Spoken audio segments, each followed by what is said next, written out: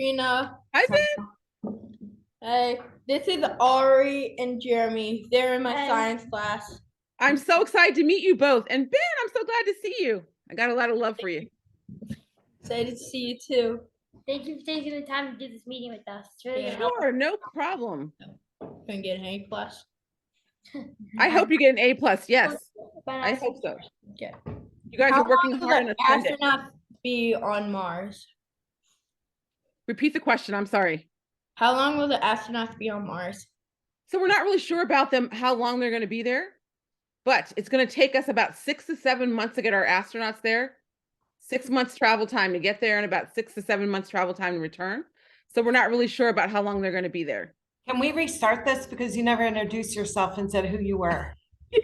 And you're right. I'm editing it, so don't worry. All right, I'm just gonna. All right, you start with who you are. Okay. Okay, because I already got their video of them introducing themselves, Okay. and then you can just. Okay. All right. So happy Sunday. My name is Dr. Trina Farrell, and I'm the Education and Public Outreach Lead for Earth Science at NASA Goddard. I'm also the Broadening Participation Lead for NASA headquarters. And so I'm excited to talk with you guys today about Mars, right? We're talking about Mars. Yeah. I have to let you know something. I'm on the Earth side. I'm an environmental scientist. I'm more on the Earth side. So I'm going to do my best today to answer about Mars. Okay. This is my classmate Ari, and this is my other classmate Jeremy. Hi. Nice to meet you both. It's good to meet you. Thank you for taking the time to meet with us. No problem. Anything for Ben. Yeah. Thank you. All right, we have a few questions for you. Sure. How long will the astronauts be on Mars? So we're not sure exactly how long they're going to be there. So remember, it takes about 6 months, 6 to 7 months travel time just to get to Mars and the same amount of travel time to return. So our goal is, I'm sure you all have heard about the Artemis program, and they just introduced our Artemis astronauts. So we're going to send our astronauts back to the moon, and then from the moon, we're going to use that as a slingshot to go to Mars.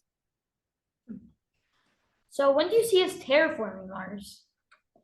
So I'm not exactly sure, but I hope that we get to Mars and doing all that stuff around 2025, maybe.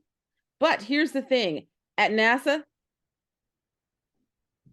safety is number one. So we're going to take our time, and when we feel like it's ready, we'll definitely do it. And like I said earlier, remember, we're going to go to the moon first and use that as a slingshot to Mars. What is the biggest challenge, and when do you see us terraforming Mars? So I answered part of that question before, but one of the biggest challenges, I think, is getting people that want to go there, right? Astronauts that want to go there. That's a long amount of time, a whole year to be away from your family, your friends, your loved ones. So that's one thing. We want to make sure that we've got a vehicle that's safe enough to get us there with travel time. We want to make sure that we've got comfortable spacesuits, all of these things. We want to make sure we're set and ready to go. Also, another challenge that our astronauts face is radiation. So we want to make sure we protect our astronauts from radiation. I think we're good. Oh, what is the most effective energy source on Mars? So I think geothermal is going to be the most effective energy source on Mars. Geothermal energy.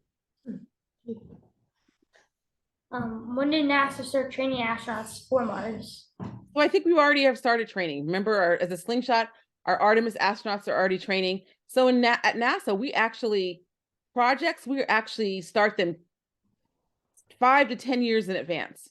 So we're already, and then remember, we sent at least 5 rovers to Mars, and the rovers are taking samples of the terrain, taking pictures, giving us some idea of what Mars looks like. Perseverance was the last one, the most recent one, and that was launched in February of 2021. So what would be the best plants to plant on Mars, like if we were going to plant one? What would be the best plants to grow? Yeah. Oh, great. So Mars has got an interesting terrain, right?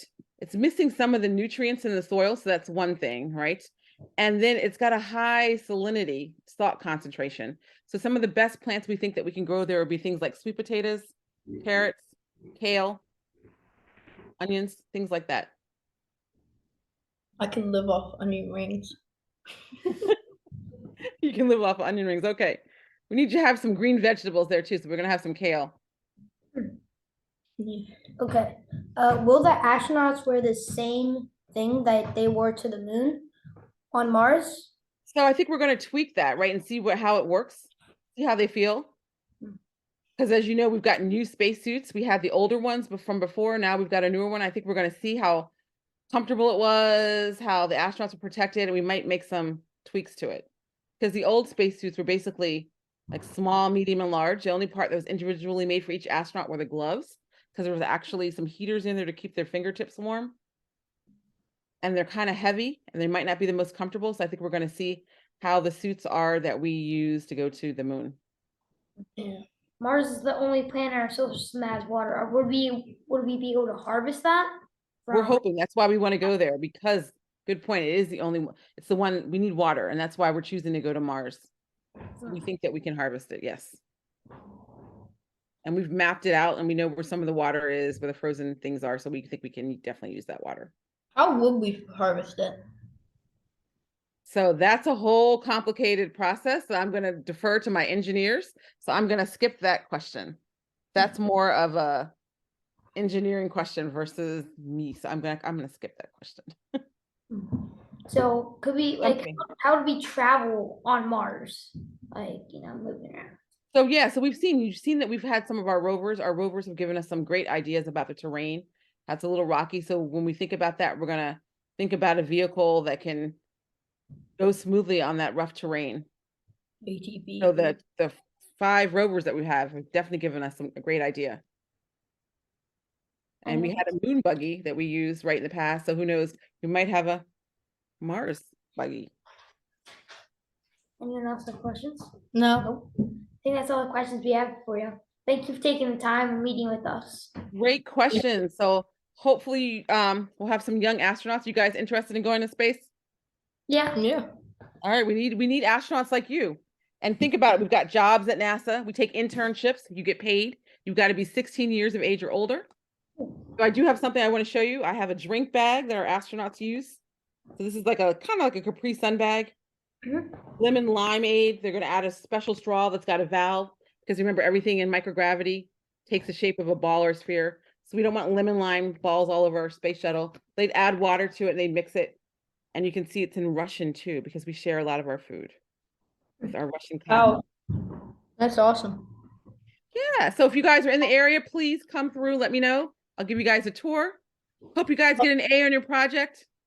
Miss Trina, I'll send you some stuff for your class and for the 3 of you on Monday. and Trina, I remember you showed me before a tray. Yeah. You want me to show you the astronaut? I actually have it, the food tray. So do you guys see the food tray here? Yeah. So this actually has magnets on it. And you're like, why magnets? Because we want to hold our knife, our fork, our spoon, and our scissors. Yes, our astronauts have scissors because the food is dehydrated. Some of you guys have eaten kind of quote unquote astronaut food. If you've ever had cup of soup, oodles and noodles, instant oatmeal, you add the water to it. That's kind of like the food our astronauts use. Because remember, anything that we take up into space, it weighs something. So we don't want to add a lot of weight. Oh, that's And cool. water adds a lot of weight. And as you can see, we've got the Velcro on it. This has got the Velcro so that it'll stick to the tray. Cool. Yeah. And then the back here has got more Velcro. This is the back. And so this back will wrap around the astronaut's legs so the food tray won't float. They can hold it.